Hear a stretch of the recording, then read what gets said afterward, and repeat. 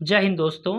आज हम लोग पढ़ेंगे प्रेजेंट कंटिन्यूअस टेंस, जिसे प्रेजेंट इम्परफेक्ट टेंस भी कहा जाता है या प्रेजेंट प्रोग्रेसिव टेंस भी कहा जाता है। तो इस सेंटेंस से हमें पता चलता है कि कोई काम वर्तमान में जारी है। तो इसका पहचान क्या है?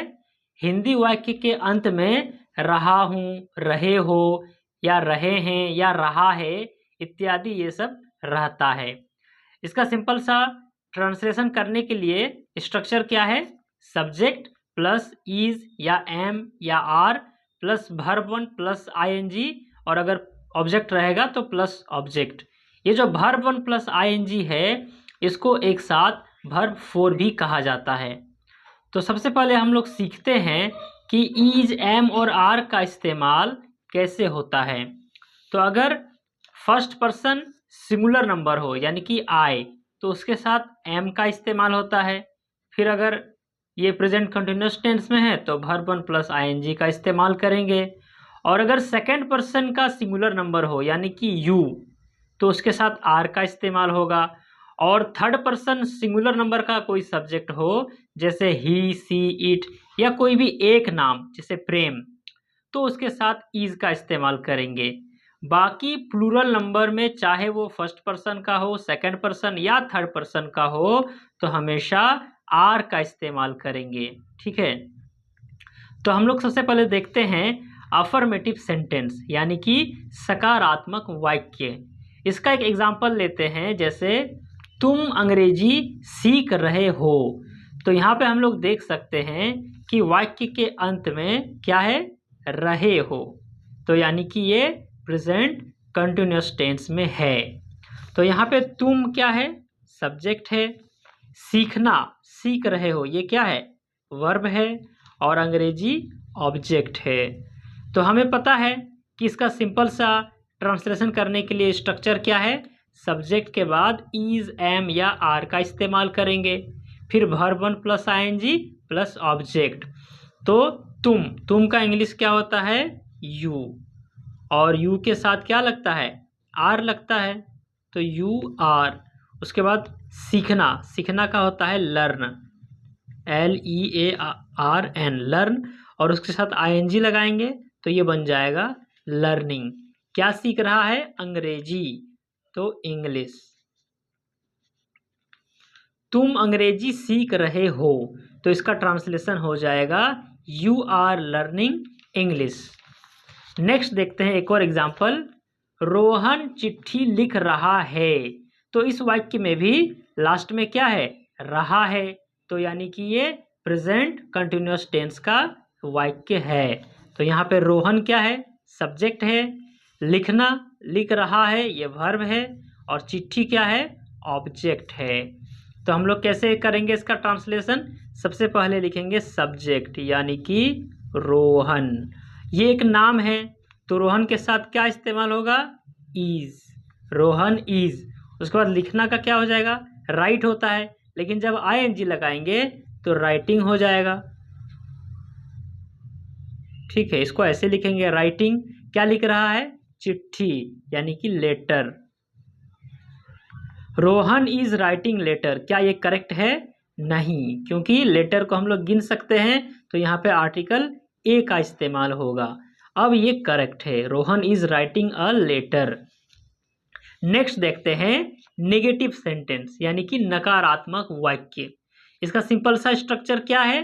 ना इज, एम और आर के बाद नॉट लगा देंगे, बाकी वही सेम रहेगा। ठीक है, सब्जेक्ट प्लस इज या एम या are plus not plus verb one plus ING plus object.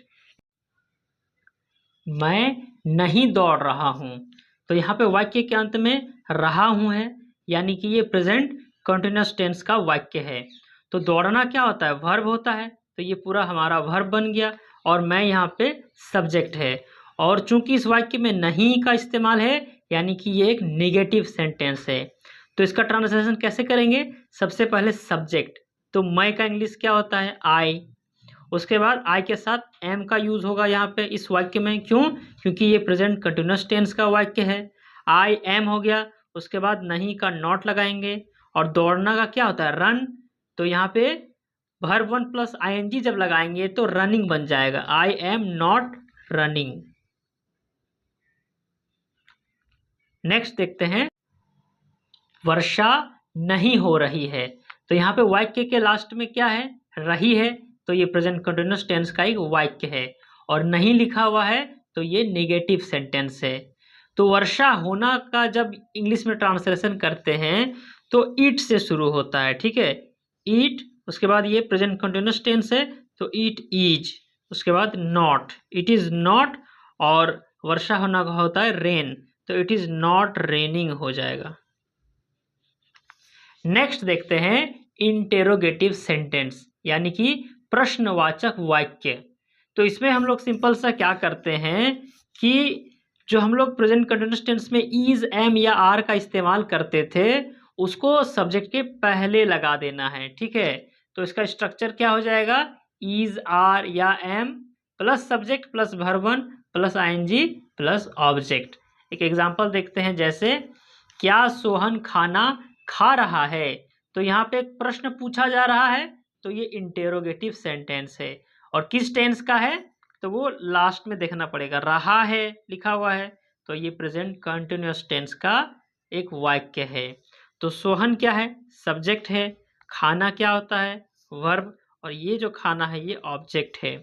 तो सोहन एक नाम है, उसके साथ इज का इस्तेमाल होगा, तो इंटेरोगेटिव सेंटेंस के लिए क्या करेंगे, इज पहले लिख देंगे, तो इज सोहन, उसके बाद खाना खाना का क्या होता है, ईट होता है, इज सोहन ईटिंग फूड। तो ये हो गया हमारा ट्रांसलेशन।